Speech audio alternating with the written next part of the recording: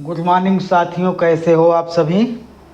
जैसा कि आप लोग जानते हैं, इसके पहले हमने बताया था आपको किसके बारे में, तो आप कहेंगे कि इसके बारे में हमको वैक्यूल्स के बारे में बताया गया था। वैक्यूल्स जिसे कहा जाता है रिक्तिका या रसधानी के नाम से जाना जाता है।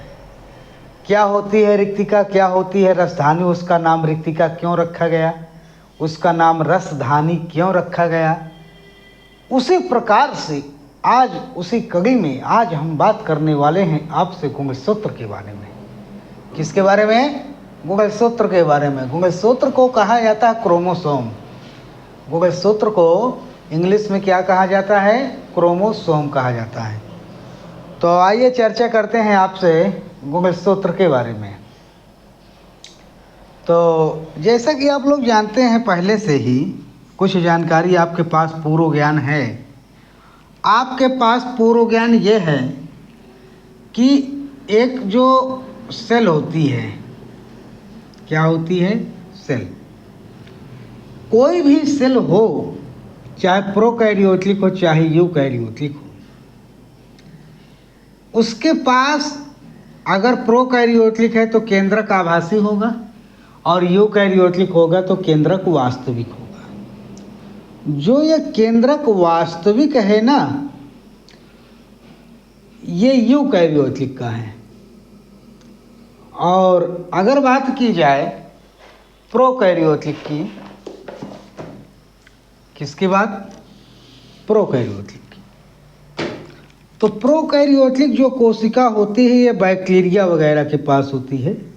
नीली हरी शैवाल है, बैक्टीरिया है, इनके पास होती है। अब प्रोकैरियोटिक में होता क्या है कि न्यूक्लियस इतना वेल डेवलपमेंट नहीं होता। जब न्यूक्लियस इतना वेल डेवलपमेंट नहीं होता तो इसमें एक ऐसी स्ट्रक्चर पाई जाती है। अच्छा, इसके पास न्यूक्लियस नहीं है, है भी तो आभासी है। आभासी है इसका मतलब वो सत्य नहीं है, असत्य है। इसके पास एक ये स्ट्रक्चर पाई जाती है। अभी हम इसके बारे में नहीं जानते क्या है, बस जानते हैं कि ऐसी होती है। चलिए, तो अभी हम बात करेंगे ये क्या है। तो क्रोमोसोम की बात पहले करते हैं कि क्रोमोसोम आखिर है क्या। देखिए, है क्या, बात यह है कि एक बार आप अंदाज़ा स्वयं से लगाइएगा। अंदाज़ा आपको ये लगाना है कि कोई भी जीवधारी होता है, चाहे बिल्ली का बच्चा हो, चाहे ये गाय का बच्चा हो, चाहे भैंस का बच्चा हो, यानी कोई भी बच्चा हो, आप ये देखते होंगे कि इसका जो लक्षण होता है बच्चों का, ये अपने माता पिता के समान मिलता है। कोई भी जीवधारी हो, इनका लक्षण इनके पुराने पीढ़ी से मिलता है, पहले से इनके माता पिता से। और वैसे ही इनकी भी बनावट होती है, वैसे ही इनका भी स्ट्रक्चर होता है। आखिर क्या है? कुछ ना कुछ तो है जो इनमें पहुंचा रहा है, बार बार पहुंचा रहा है। आप बिल्ली के बच्चे को देखिए, कभी नहीं कहेंगे कि ये गाय का बच्चा है, नहीं कह सकते। गाय के बच्चे को बिल्ली का बच्चा नहीं कह सकते। आखिर गाय के बच्चे में कुछ ना कुछ तो है जो गाय से मिलता जुलता है। बिल्ली के बच्चे में कुछ ना कुछ ऐसा है कि जो बिल्ली से मिलता जुलता उसमें लक्षण दिखाई देता है। आज हम बात करने वाले हैं इन्हीं लक्षणों की कि ये लक्षण आखिर जाते कैसे होंगे।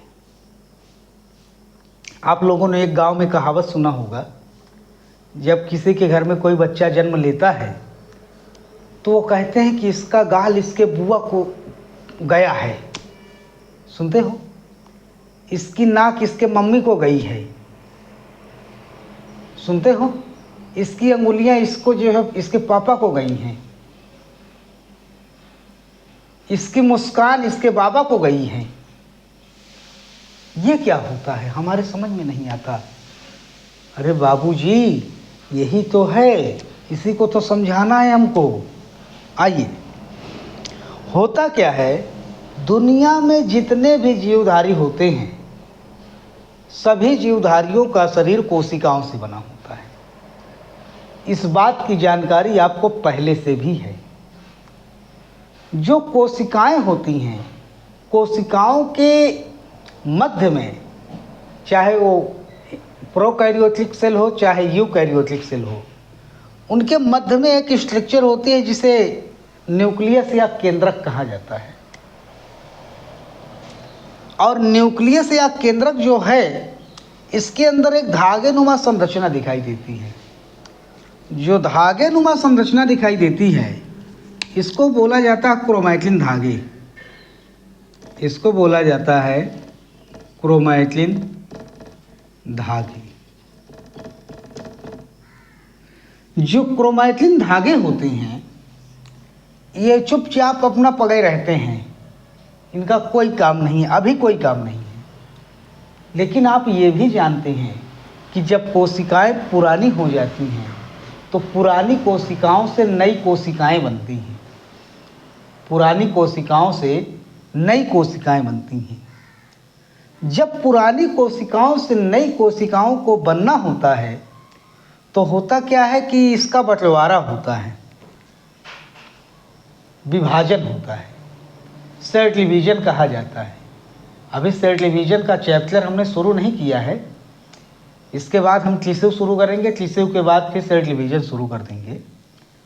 तो केवल अभी इतना जानिए आप कि इसका विभाजन होता है। जब इसका विभाजन होता होगा तो ज़रा इसको समझिएगा बात को।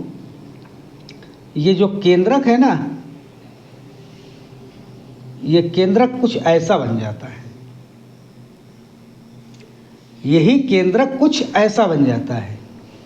ये क्रोमैटिन धागे यहाँ भी रहते हैं, क्रोमैटिन धागे ये ऐसे लंबे हो जाते हैं।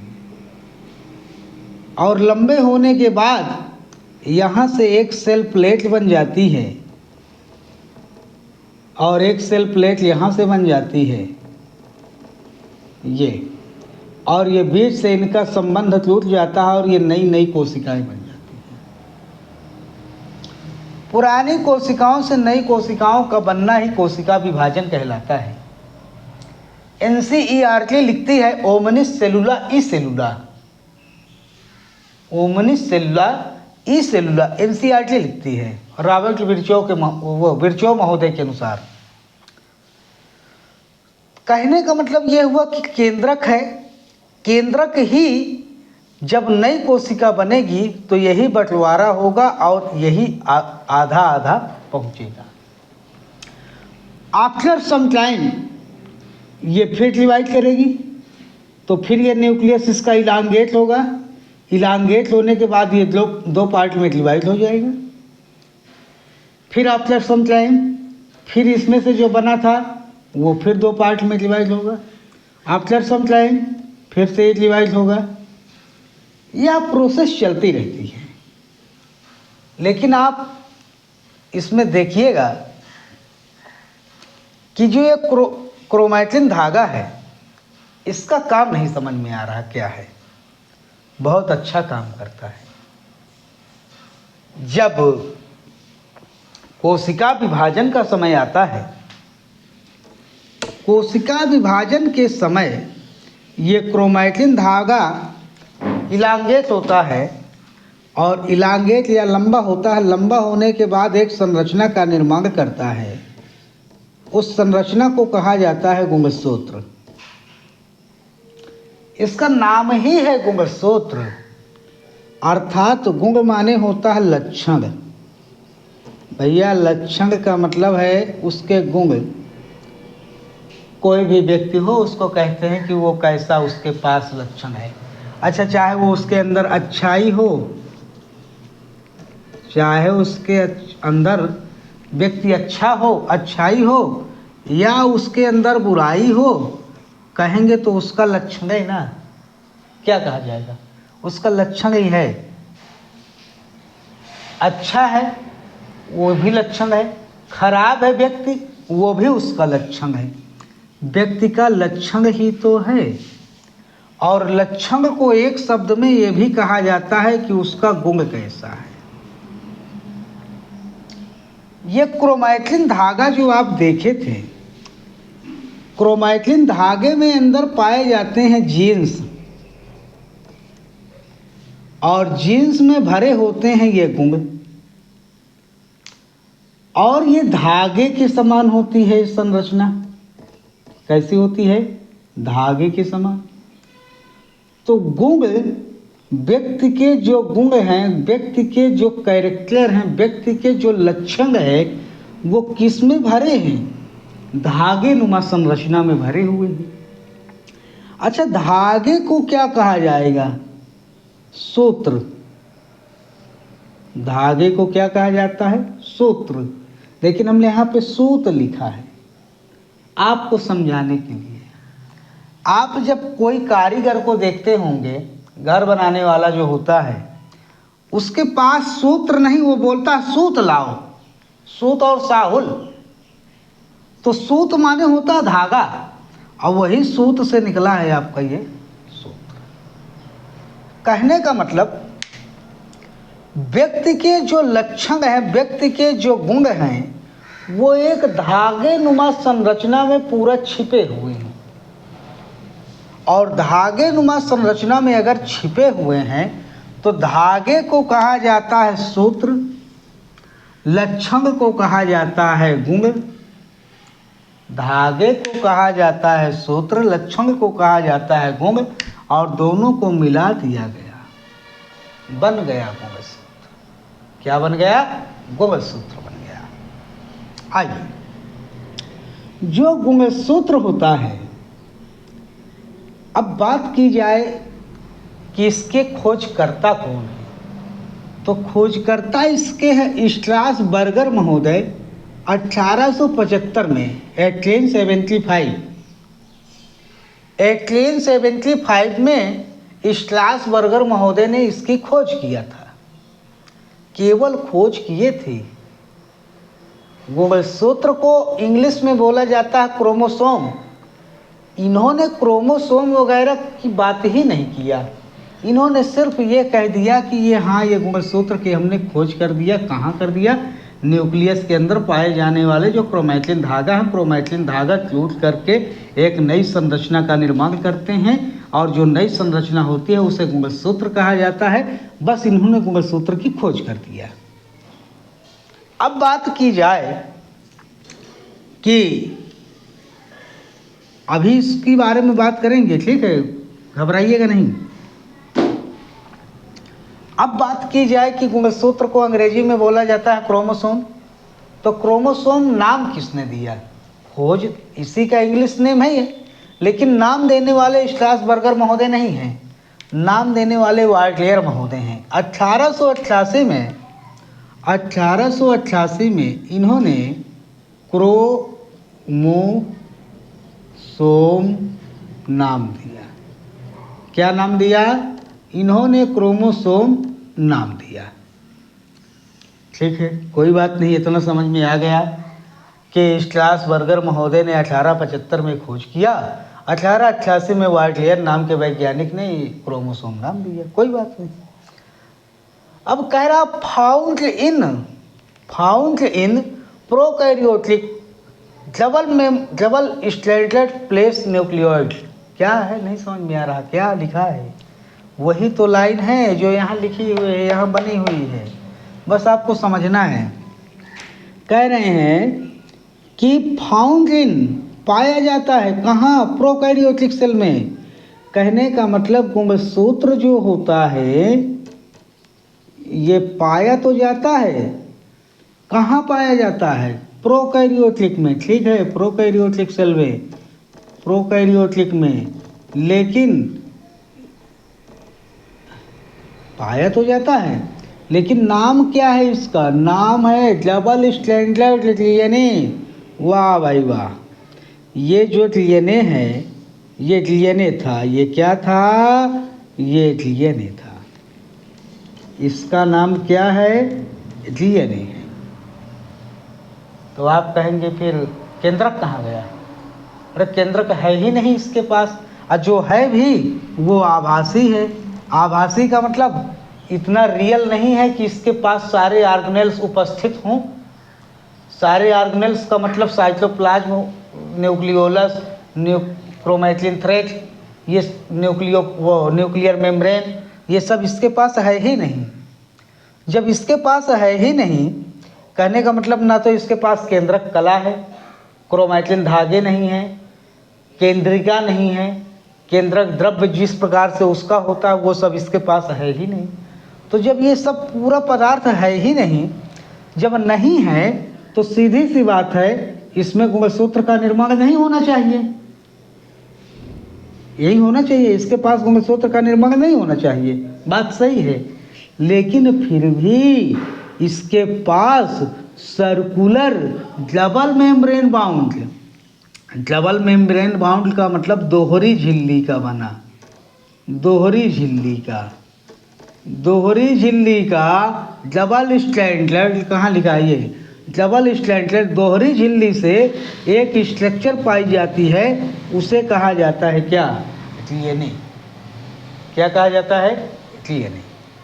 अब आपके मन में ये आ गया होगा कि वहाँ तो गुणसूत्र की बात चल रही थी, डीएनए कहाँ से आ गया? आ रहा होगा मन में। लेकिन जो गुणसूत्र होते हैं इसी के अंदर डीएनए पाए जाते हैं। गुणसूत्र के अंदर ही क्या पाए जाते हैं?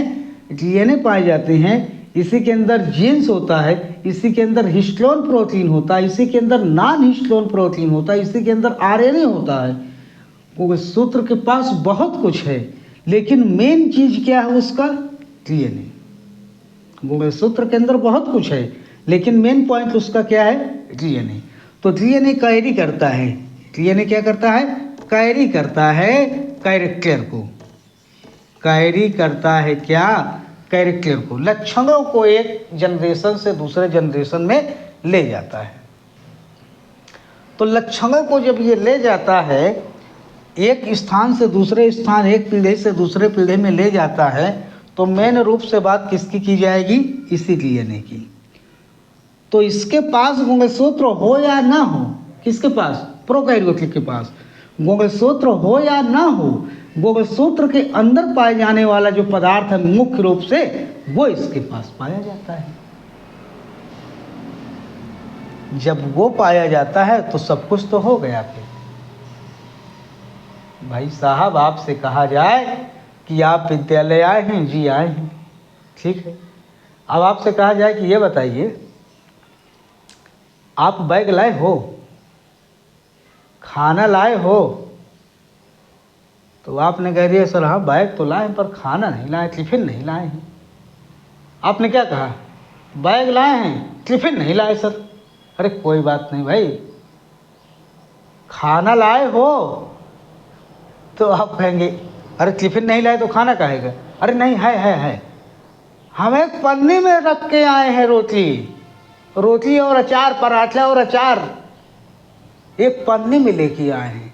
टिफिन लाएं या ना लाएं, जो ज़रूरत है वो है। टिफिन लाएं या ना लाएं, जो ज़रूरत की चीज़ है हमको, पराठा और अचार, वो हम एक पॉलीथीन में पन्नी में बढ़िया से मोड़ करके रखे हैं किनारे। टिफिन तो भूल गए, रहने दो, रखी रहने दो। हमको टिफिन से मतलब नहीं, हमको मेन चीज़ किससे मतलब है? पराठा और अचार से।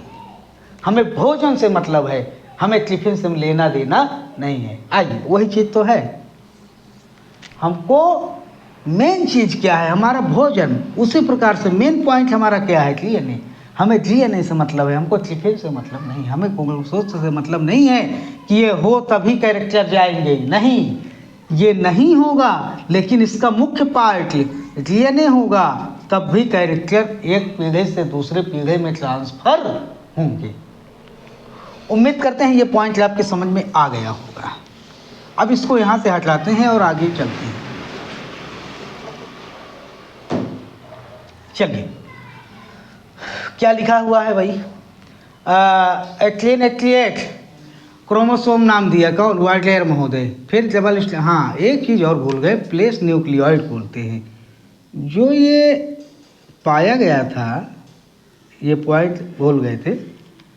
जो यहाँ पे ये डीएनए पाया गया था, ये वाला पाया गया था, ये जहाँ पर पाया जाता है, यहाँ मैं लिखे दे रहा हूँ साफ शब्दों में, जहाँ पर पाया जाता है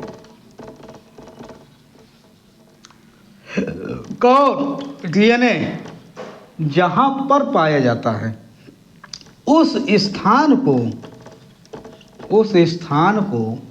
न्यूक्लियोइड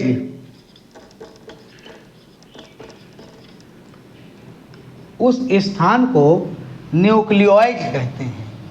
इम्पॉर्टेंट है, याद रखना का, याद रखिएगा, इम्पॉर्टेंट है।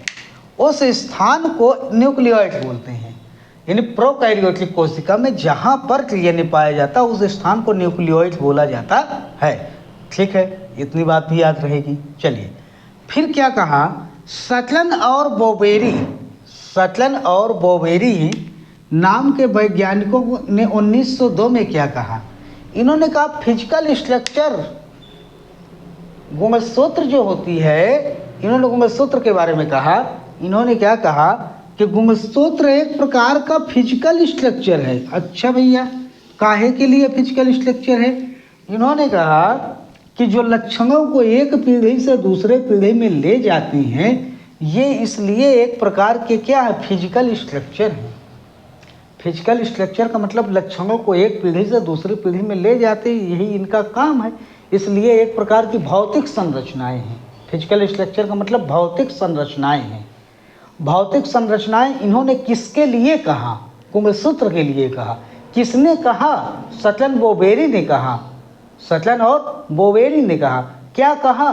कि गुणसूत्र एक प्रकार की फिजिकल स्ट्रक्चर है, क्योंकि ये आनुवांशिक सूचना को एक जगह से एक पीढ़ी से अगली पीढ़ी में ले जाते हैं।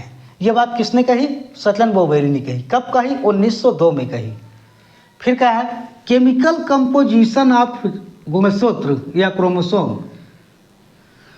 केमिकल कंपोजिशन, इसको समझाने से पहले आप यहाँ पे देखिए थोड़ा सा। ये आपकी सेल हो गई, ठीक है, ये आपका न्यूक्लियस हो गया। थोड़ा सा इसको देखिएगा। जो न्यूक्लियस है इसके अंदर ये क्रोमैटिन धागे हैं। क्या है? क्रोमैटिन धागे हैं। ये यहाँ पर आपका न्यूक्लियोलस छिपा हुआ है। ये इधर इसका क्या बोल देंगे, याद है कि भूल गए सब कुछ? बोलिए, कमेंट बॉक्स में बताइएगा ये लाइन को क्या कहा जाता है। याद है किसी को? चलो, ये लाइन में यहाँ पे ये क्या होते हैं इनको बता दीजिएगा। अगर लाइन का ना पता चले तो इनको बता दीजिएगा। आप कहेंगे ये भी हम बता लेंगे, लाइन को भी बता लेंगे, हमको कोई परेशानी नहीं। आप समझाए हुए क्लास में, लगभग सब क्लास में हमने बता दिया है, चारों सेक्शन में बताए हैं, सभी को मालूम है। चलिए, तो इसका नाम होता है ये न्यूक्लियर मेम्ब्रेन, केंद्रक कला कहेंगे। ये क्या है? राइबोसोम चिपका हुआ है, कोई दिक्कत नहीं है। इसके अंदर ये भरा होता है, ये क्या है? तरल पदार्थ है क्या कुछ? अच्छा, मैट्रिक्स है, ठीक है। क्या कहेंगे इसे? याद करो, याद करो, क्या कहा जाएगा?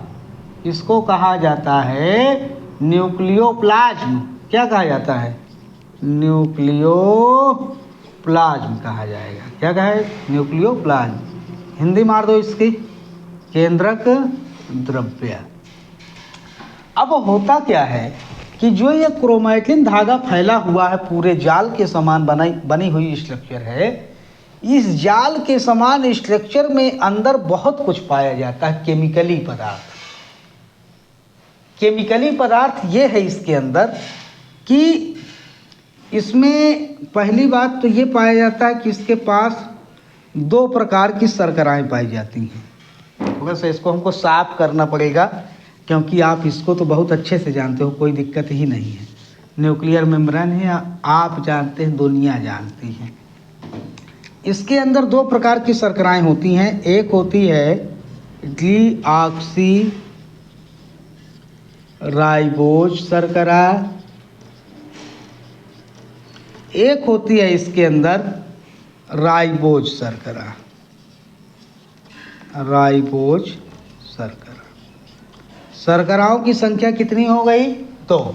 शर्करा का मतलब शुगर, तो 2 शुगर हो गई, 2 शर्करा हो गई। इसके अलावा इसमें प्रोटीन होती है, प्रोटीन का नाम होता है हिस्टोन प्रोटीन। क्या होती है? Histone protein. हिस्टोन प्रोटीन की प्रकृति जो होती है ये क्षारीय होती है। एक होती है non histone protein, non histone protein, ये भी होती हैं। इसके अलावा कुछ मात्रा में यहाँ पर एसिड होता है। एसिड बोले तो क्या कहेंगे इसको? हिंदी में बोलो ना, अम्ल। H3PO4 नाम है इसका फास्फोरिक अम्ल। क्या नाम है इसका? फास्फोरिक अम्ल। इस न्यूक्लियस के अंदर ये सब है, सारा सब कुछ पाया जाता है।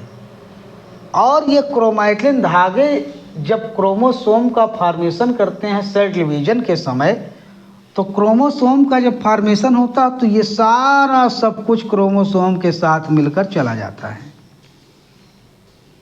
ठीक। डीऑक्सीराइबोज शर्करा, डीऑक्सीराइबोज शर्करा होती है इसके पास, और राइबोज शर्करा प्लस प्रोटीन होती है। प्रोटीन का नाम है हिस्टोन प्रोटीन, जिसकी नेचर क्या है? क्षारीय होती है, बेसिक होती है। नॉन हिस्टोन प्रोटीन भी पाई जाती है। इसके अलावा इसके पास एसिड होता है, उस एसिड का नाम है फास्फोरिक अम्ल। इतना सब कुछ इसके पास होता है। जब कोशिका विभाजन का समय होता है तो कोशिका विभाजन के समय ये सारी संरचनाएं एकजुट होकर के, इकट्ठा होकर के और क्रोमोसोम में पहुंच जाती हैं। कहाँ पहुंच जाती हैं? क्रोमोसोम में। जब क्रोमोसोम में पहुंच जाती हैं तो क्रोमोसोम में ही अंदर पाए जाते हैं डीएनए। तो जब डीएनए पाया जाता है, आरएनए पाया जाता है, और ये हिस्टोन प्रोटीन है, फास्फोरिक अम्ल है, तो ये कहाँ से आई है? ये पहले से मौजूद था। ये कहाँ था? ये पहले से ही मौजूद था। अर्थात इस संरचना से जो भी बने इस संरचना से जो भी बनेगा आगे चल करके, मान के चलिए कि ये क्रोमोसोम बन रहा है। तो ये बताइए, ये जितने पदार्थ थे, यहाँ से ले करके ये जितने पदार्थ थे, ये सारे पदार्थ मिल करके यहाँ पे थे जी थे। लेकिन अगर ये इधर इसमें से ये संरचना बनेगी तो बताइए ये सारे पदार्थ यहाँ आएंगे या नहीं आएंगे? जल्दी बताइएगा। नहीं समझ में आ रहा? फिर से देखिए, ये सारे पदार्थ deoxyribose, ribose, protein, non histone, इसके बाद फास्फोरिक एसिड, ये सब इसके अंदर है, न्यूक्लियस के अंदर है जी है। अब ये न्यूक्लियस के अंदर जो क्रोमैटिन धागा है, इसमें से एक संरचना इस प्रकार से बनी। अब बताइए, जब इस प्रकार से ये संरचना बनी तो ये सारे पदार्थ यहाँ पे पहुंच जाएंगे या नहीं? आप कहेंगे ये समझ में आया ही नहीं, पता नहीं कैसे समझा रही हैं। आइए अब हम आपको समझाने वाला तरीका बताइए जो वो आसानी से समझ में आ जाए। एक बात बताओ, कभी कचौरी खाए हो? जब कचौरी खाए हो तो कचौरी मसाला पहले मिलाया जाता है। कब मिलाया जाता भैया? जान गए? जब आटा लगाया जाता है तो उसको आटा लगाने के पानी मिलाने के पहले उसमें कचौरी मसाला, काला नमक, जीरा, धनिया, जो भी आइटम डालना है डाल दिया। फिर क्या किया भैया? मिला लिया। मिलाने के बाद आटा लगा लिया। अब हमको ये बताइए, हर एक कचौरी में वो मसाला का स्वाद समझ में आएगा? आएगा आएगा। तो हर एक कचौड़ी में क्यों गया ये बताओ हमको, जितनी बनी सभी में क्यों गया? तो आप कहेंगे ये तो हम पहले मिलाए थे पूरी तरीके से तब गया है। अब हम एक फिर बता रहे हैं तरीका। आटला लगा लीजिए, मसाला एक किनारे रखा रहेंगे, ठीक है, रखा है। अब जब पूरी तरीके से आटला गूंथ लिया है, ऊपर से मसाला डाल दीजिए, फिर गूंथ लीजिए, तो सभी में बराबर मात्रा में जाएगा ना? कभी नहीं जाएगा, कभी नहीं। इसका मतलब ये हुआ कि इस पदार्थ, ये जितने मटेरियल इसके अंदर पाए गए थे ये सीधे कहाँ जाएंगे? यहाँ जाएंगे। अब आया समझ में? नहीं आया, अब आ जाएगा। ये उदाहरण में बताया गया है, इसको ध्यान दीजिएगा तो ये तुरंत आ जाएगा, ठीक। तो गुंगलसूत्र के पास ये सब पाए जाते हैं, लेकिन इनका रेशियो कुछ बताया गया है। रेशियो ये बताया गया, केमिकल कंपोजिशन 40% डीऑक्सीराइबोस शर्करा होती है। अब आप कहेंगे यहाँ डीऑक्सीराइबोस शर्करा लिखा नहीं, डीएनए लिखा है, कोई बात नहीं। डीऑक्सीराइबोस शर्करा लिखा है। डीऑक्सीराइबोस शर्करा को कहते हैं, डी से डीऑक्सीराइबोस शर्करा तक हुआ। एन से हो गया न्यूक्लियस, न्यूक्लियस माने केंद्रक। इसकी नेचर एसिडिक थी, इसकी नेचर क्या थी? एसिडिक थी, इसलिए इसका नाम रखा गया एसिड। अब पूरा नाम हो गया डीऑक्सीराइबो न्यूक्लिक अम्ल, डीऑक्सीराइबो न्यूक्लिक अम्ल। अब इसका पूरा नाम हो गया डीएनए, डीऑक्सीराइबो न्यूक्लिक अम्ल। फिर क्या है? राइबोज शर्करा, आर से हो गया राइबोज, लेकिन ये शर्करा में अम्लीयता है, जी है, एन ए, न्यूक्लिक अम्ल। न्यूक्लिक का मतलब केंद्रक से, और ये केंद्रक से मिले कैसे? अम्लीयता के माध्यम से मिले, अम्लीय था मामला अंदर का पूरा। अब ये ना कह देना कि ये अम्ल कहाँ से आ गया, ये अम्ल यही वाला तो है H3PO4, इसलिए इसका नाम रखा गया न्यूक्लिक अम्ल, न्यूक्लिक अम्ल। इसके पहले वाला क्या है? डीऑक्सीराइबोज, इसका नाम है राइबोज। तो इसीलिए कहा जाता है डीएनए का पूरा नाम बताओ, तो आप लिखते हैं डीऑक्सीराइबोज न्यूक्लिक अम्ल। आरएनए का पूरा नाम राइबोज न्यूक्लिक अम्ल। ये होते हैं डीएनए आरएनए का नाम पूरा। यहाँ से ये इसकी उत्पत्ति हो गई, ये भी आपको एक नया पॉइंट मिल गया। वैसे तो सभी लोगों को जानकारी होगी, लेकिन मान के चलिए किसी को नहीं जानकारी, तो ये भी मिल गया उनके लिए कि डीएनए का पूरा नाम कैसे बना, डीएनए का पूरा नाम कैसे बना। तो डीऑक्सीराइबो न्यूक्लिक एसिड, डीऑक्सीराइबोस शर्करा ये इतना दूर तक, और न्यूक्लिक यानी न्यूक्लियस के अंदर नेचर अम्लीय, इसलिए एसिड, एसिड बने अम्ल। तो ये हुआ, ये क्या हुआ भैया इसका? ये हुआ इसका केमिकल कंपोजिशन। तो डीएनए हो गया, हिस्टोन प्रोटीन आपको पहले ही बता दी गई थी। फिर क्या है? Non histone protein. Histone protein कितनी है? 50% है, 50% जो है आपकी हिस्टोन प्रोटीन है, और ये 8.5%, 8.5% नॉन हिस्टोन प्रोटीन होते, कहीं लिखा होगा नॉन हिस्टोन, ये 8.5। फिर 1.5%, 1.5% ये होता है क्या? आरएनए। क्या होता है? आरएनए। ये कितना होता है? 1.5%, ये बहुत कम होता है। फिर क्या होता है? मैग्नीशियम और कैल्शियम, ये केमिकल होते हैं किसके पास? गुंगलसूत्र के पास। ये भी याद रखिए कि क्या बताया जा रहा है, पता लगा मेन टॉपिक से ही खो जाओ आप। तो गुंगलसूत्र के पास ये सब कुछ होता है। फिर क्या कह रहा है? टाइप ऑफ गुंगलसूत्र या क्रोमोसोम, टाइप ऑफ क्रोमोसोम। तो गुंगलसूत्र जो होते हैं वो 2 प्रकार के होते हैं, लेकिन थोड़ा सा हम ये चाहते हैं, थोड़ा एक बार समय देखना चाहते हैं हम।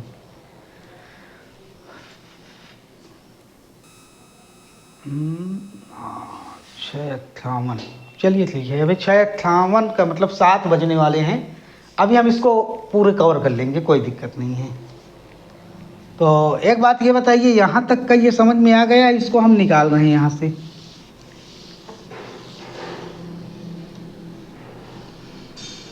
ठीक है, इसको भी साफ किए दे रहे हैं, कोई आवश्यकता नहीं है इसकी। और यहाँ से इसको निकाले दे रहे हैं।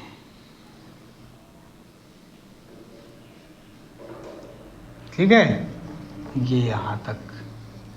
स्ट्रासबर्गर 1875, वाइटलेयर 1888, बोबेरी सटलन 1902। अब ये बिल्कुल याद हो जाना चाहिए, तब तो ठीक है। 11th वाले ध्यान देंगे, खास कर ये आपके लिए मेहनत की जा रही है। आप लोग को जो है फुर्सत नहीं है तैयारी करने की ना। चलो, अब क्या लिखा हुआ है, ये जितने पॉइंट लिखे हैं सबको हमको क्लियर करना है आज ही, अभी ही क्लियर करना, तब स्कूल जाएंगे आज। टाइप ऑफ क्रोमोसोम, क्या लिखा है, टाइप ऑफ क्रोमोसोम। गुणसूत्र दो प्रकार के होते हैं। एक होता है गुणसूत्र के प्रकार, गुणसूत्र के प्रकार। गुणसूत्र दो प्रकार के होते हैं। क्रोमोसोम कितने प्रकार के होते हैं, दो प्रकार के होते हैं। एक तो होता है आट्लोसोम, एक क्या होता है, आट्लोसोम। आट्लोसोम को कहा जाता है समजात गुणसूत्र। क्या कहा जाता है, समजात गुणसूत्र। क्या होते हैं समजात गुणसूत्र? समजात गुणसूत्र वे गुणसूत्र होते हैं जो शरीर की संरचना का पूरा निर्माण करते हैं, पूरे शरीर का निर्माण करते हैं, हाथ पैर, ठीक है, पूरे शरीर का सब कुछ निर्माण करेंगे, लेकिन बट सेक्स ऑर्गन का निर्माण, सेक्स ऑर्गन का निर्माण नहीं करेंगे। सेक्स ऑर्गन का निर्माण नहीं करेंगे। करेंगे क्या, ये पूरे शरीर का, संपूर्ण शरीर का निर्माण करेंगे। पूरे शरीर में ये पाए जाएंगे, पूरे शरीर का निर्माण करेंगे गर्भ में, एम्ब्रियो में। लेकिन ये किसका निर्माण नहीं करेंगे, सेक्स ऑर्गन का निर्माण नहीं करेंगे। इनको कहा जाता है आट्लोसोम, और इनकी संख्या होती है, यहां से इसको हटाना ही पड़ेगा क्या, चलो, इनकी संख्या कितनी होती है? वैसे तो मनुष्य में 23 जोड़े गुणसूत्र होते हैं, 23 दूना 46। 23 जोड़े में जो 22 जोड़े गुणसूत्र होते हैं, इनको कहा जाता है आट्लोसोम। क्या कहा जाता है, आट्लोसोम। ये शरीर के सभी अंगों का निर्माण करवाएंगे, लेकिन सेक्स ऑर्गन का निर्माण नहीं करवाते हैं। इनको कहा जाता है होमोफोरिक। आट्लोसोम को क्या कहा जाता है, होमोफोरिक कहा जाता है, होमोफोरिक गुणसूत्र कहा जाता है। इनकी संख्या कुल कितनी होती है, 44 होती है। अगर पेयर में पूछा जाए कितने पेयर हैं, तो ये 22 या 22 पेयर होते हैं। दूसरा एक होता है सेक्स क्रोमोसोम। सेक्स क्रोमोसोम क्या होता है, ये करते क्या हैं, ये पूरे शरीर का निर्माण नहीं करवाते, नहीं, ओनली जो 23वीं जोड़ी होती है, 23 जोड़ी नहीं, 23वीं जोड़ी में कौन सा गुणसूत्र आएगा, 45 नंबर का और 46 नंबर का। 45 और 46 नंबर के गुणसूत्र जो होते हैं, 45वां 46वां ऐसे लिखो, नहीं आप 45-46 कर लोगे। 45वां और 46वां क्रोमोसोम जो होता है, ये क्या बनाता है, ये सेक्स ऑर्गन का निर्धारण करता है, सेक्स ऑर्गन का निर्धारण करता है।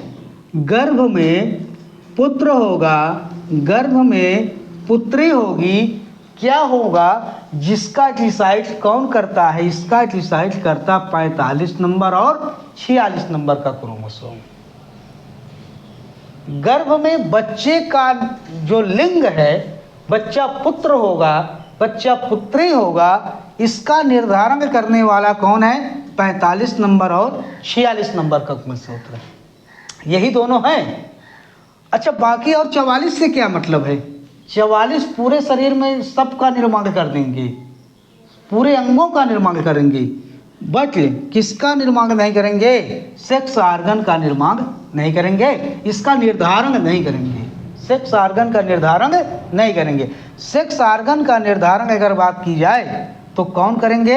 23वीं जोड़ी के क्रोमोसोम 45 नंबर का और 46 नंबर का। इसलिए इन्हें कहा जाता है, क्या कहा जाता है? इनको कहा जाता है सेक्स क्रोमोसोम। कहीं लिखा था सेक्स क्रोमोसोम, ये लिखा है। इसलिए इन्हें क्या कहा जाता है? सेक्स क्रोमोसोम कहा जाता है। सेक्स का निर्धारण करने की वजह से इनको कहा गया सेक्स क्रोमोसोम। आई बात समझ में? अब यहाँ पे लिखा हुआ है, अगर मान लीजिए पुत्र का निर्धारण हो रहा है, पुत्र का निर्धारण का मतलब पेनिस का निर्माण हो रहा है। पेनिस का मतलब पुत्र में होगा पेनिस, तो पेनिस का अगर निर्माण हो रहा है तो वो वाई क्रोमोसोम करता है और उसको कहते हैं एंटेरोसोम। क्या कहते हैं? एंटेरोसोम।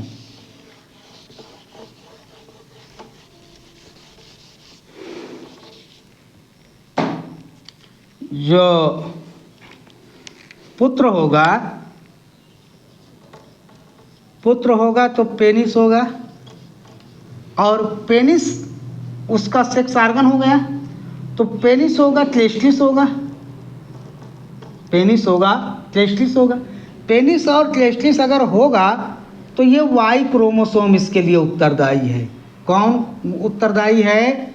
वाई क्रोमोसोम उत्तरदायी होता है। किसके लिए? पेनिस और टेस्टिस के फॉर्मेशन के लिए या निर्धारण के लिए। इसको कहा जाता है एंटेरोसोम। इसको क्या कहा जाता है? एंटेरोसोम कहा जाता है। इसकी खोज कौन किया था? किसकी? एंटेरोसोम की नहीं, बल्कि वाई की। वाई गुणसूत्र के खोज करता है स्टीवंस। कौन है? स्टीवंस 1902। वाई गुणसूत्र के खोजकर्ता कौन है? स्टीवंस महोदय हैं, और इन्होंने 1902 में खोज किया था। किसकी? सिर्फ वाई गुणसूत्र की। सब गुणसूत्र ना बता लेना कि पता लगा 46 के 46 सब की खोज बता दो स्टीवंस को, नहीं, केवल वाई गुणसूत्र की खोज स्टीवंस ने किया था। इतनी बात समझ में आई? दूसरा कह रहा है कि जो यक्ष गुणसूत्र होता है, क्या होता है? यक्ष गुणसूत्र जो होता है पुत्री का निर्धारण करता है, ठीक। और पुत्री का निर्धारण करेगा, कहने का मतलब हुआ कि पुरुष का जो 45वां और 46वां गुणसूत्र है ये पुत्र और पुत्री के लिए यानी लिंग निर्धारण के लिए उत्तरदायी होता है, और यक्ष गुणसूत्र जो होता है ये निर्धारित करता है पुत्री के लिए, और इसको कहा जाता है गाइनोसोम कहा जाता है। और यक्ष गुणसूत्र की खोज की जाए, अगर खोज की बात की जाए तो हेकलिंग ने किया था। किसने किया था? हेकलिंग ने किया था 1891 में। किसने किया था? हेकलिंग महोदय ने किया था। और कब किया था? 1891 में। अच्छा, गाइनोसोम जो होता है ये मादा निर्धारक होता है। क्या होता है? इसको मादा निर्धारक कह सकते हैं या पुत्री का निर्धारक कह सकते हैं। और अगर पुत्री जन्म लेगी तो सीधी सी बात है इसमें जो है पेनिस नहीं होगा, इसमें वेजाइना होगा, ठीक। तो अगर वेजाइना का फॉर्मेशन हो रहा है तो पुत्री होगी, पेनिस टेस्टिस का फॉर्मेशन हो रहा है तो पुत्र होगा। और इन सभी के निर्धारण के लिए 45वां नंबर और 46वां नंबर का क्रोमोसोम उत्तरदायी होता है। इतनी बात समझ में आ गई होगी। अब एक बात बताइए, कह रहा है कि गुणसूत्र और भी कई प्रकार के होते हैं, लंबे लंबे होते हैं। लंबे लंबे गुणसूत्र का मतलब होता है कि जो एक होता है उभयचर। उभयचर का मतलब उभयचर जो होते हैं मेढक वगैरह जो वर्ग वाला होता है, मेढक जो होते हैं, इक्थियोफिस होता है। इसमें एक होता है वर्ग, उसका नाम होता है उपवर्ग होता है यूरोरेला। तो उसमें एक गुणसूत्र होता है लैंप ब्रश गुणसूत्र। क्या होता है? लैंप ब्रश गुणसूत्र होता है। ये बहुत लंबे लंबे होते हैं। और एक होता है इंसेक्ट। इंसेक्ट का मतलब कीट होते हैं। तो कीटों में होता है पॉलीक्लीन। पॉलीक्लीन कीटों में कौन सा गुणसूत्र होता है? पॉलीक्लीन। तो इनका गुणसूत्र का नाम आपको याद रखना है कि उभयचरों में सबसे लंबे लंबे गुणसूत्र क्या हैं, लैंपब्रुस, और कीटों में क्या होते हैं, पॉलीक्लीन गुणसूत्र होते हैं। अब आइए थोड़ा सा इसको आपको निर्धारण समझा देते हैं, इसके बाद फिर समापन करते हैं।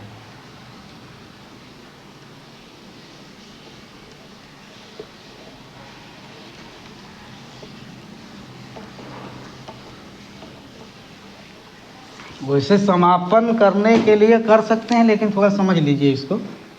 जैसे पुरुष है, ठीक है, लेकिन एक काम करते हैं, चलो टाइम भी नहीं है, और ये स्त्री है, इसका 45वां गुणसूत्र और 46वां गुणसूत्र, ठीक, इसमें एक होगा एक्स, एक होगा वाई। इसका क्या होगा, दोनों एक्स से एक्स रहेगा, क्योंकि इसके जितने 46 गुणसूत्र होते हैं स्त्रियों के, सभी एक्स ही होते हैं, सभी क्या होते हैं, एक्स ही होते हैं, तो इनमें कोई डिफरेंस नहीं है। पुरुष में क्या है, एक 45वां एक्स हो गया तो 46वां क्या हो गया, वाई। अब होता क्या है कि अगर बात की जाए पुरुष का एक्स और स्त्री का एक्स, अगर गुणसूत्र दोनों आपस में मिलते हैं तो किसका जन्म होगा, पुत्री का जन्म होगा। पुरुष का वाई और स्त्री का एक्स गुणसूत्र मिलेगा तो किसका जन्म होगा, पुत्र का। तो एक बात बताइए, ध्यान से सुनिएगा, पुरुष के और स्त्री के 44 गुणसूत्र दोनों क्या थे, यक्स थे या नहीं थे, यक्स थे या नहीं थे। तो इसीलिए इसको क्या कहा जाता है, समजात गुणसूत्र कहा जाता है। कितने को, 22 जोड़ी को।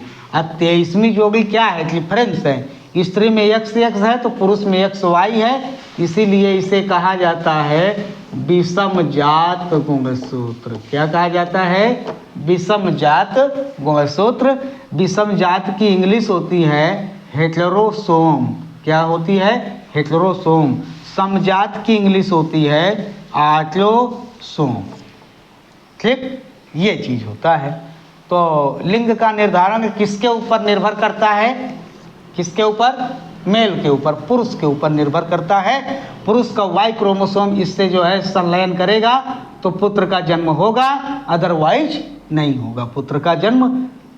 तो पुत्र के लिए या पुत्री के लिए उत्तरदायी कौन है, पुरुष का गुणसूत्र उत्तरदायी होता है।